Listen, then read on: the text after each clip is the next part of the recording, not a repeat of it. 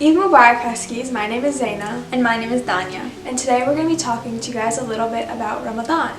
These past 30 days, Muslims have been celebrating the holy month of Ramadan.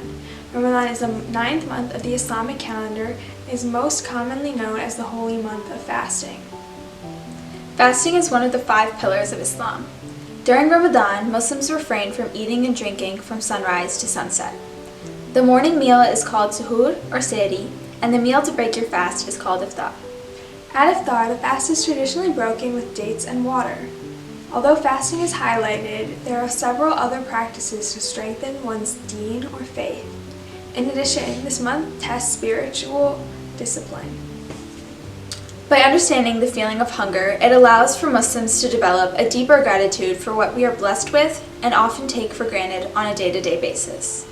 Muslims take the time to reassess their relationship with God, resist their bad habits, and give back to those less fortunate through charity. Islamic calendar follows lunar sightings, so while Ramadan is always the 9th month, the dates of these 29 to 30 days are different each year. Muslims start fasting based on the sighting of the new moon, coupled with astrological calculations, and it ends based on the sighting of the next new moon. Muslims believe that the angel Jibreel, known as Gabriel by other religions, revealed the Quran, the book we base our religion on, to Prophet Muhammad ﷺ during the month of Ramadan. Children who have not reached puberty, the elderly, those who are physically or mentally incapable of fasting, travelers, people that are pregnant, on their period, or breastfeeding are exempt from fasting. This month is extremely special. The commonality of going through the same experience as millions of other Muslims instills a heartwarming feeling of community in many. On a smaller scale, Muslims in neighboring towns all band together. Families meet to have iftar parties, Muslims participate in Tarawih prayer together, and during the 3-day-long celebration of Ramadan, called Eid, everyone celebrates together. Now we're going to hear from some of your fellow Muslim classmates. My favorite Ramadan tradition is attending and hosting big iftar gatherings because I like how it brings the community together. So my favorite Ramadan tradition, or one of them, is the food that we have. We've had like a long tradition, I guess, of always having like watermelon around the time for dinner. I don't know why, but it's great. It's a tradition in my family, I guess. Me and my family get to put these up in our houses or like outside of our houses or on our balcony. This is what they look like. They're like really beautiful. You can definitely also make them. Some people make them and they like just put it up in their up like outdoors literally, and it looks so beautiful when they're like at night. They're just like lighting up with all different colors and different shapes.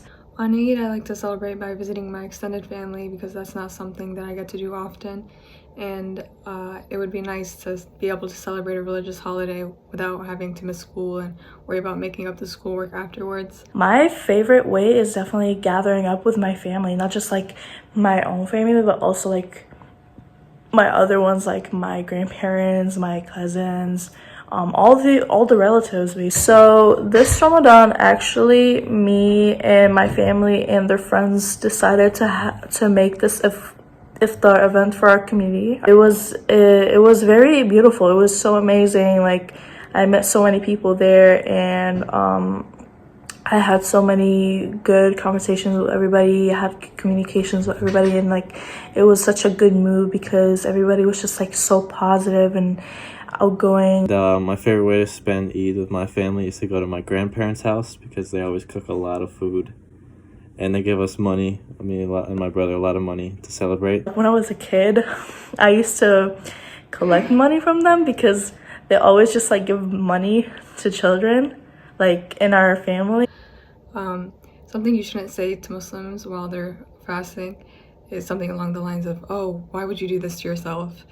Because it invalidates our religion.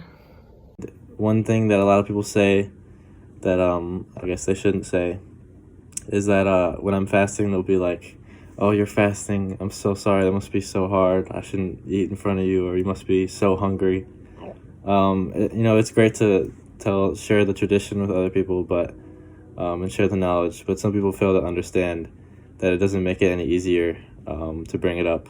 and that sometimes I'm not even struggling until people bring it up. People shouldn't really assume that we are aggressive. The religion is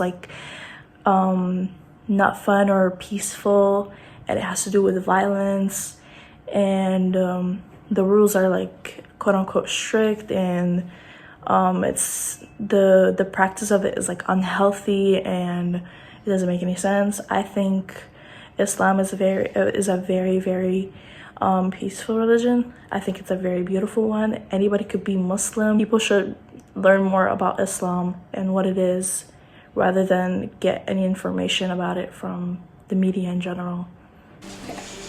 Especially with social media and normalized Islamophobia, it's very easy to adopt views on Islam which may not be true or could possibly cause harm.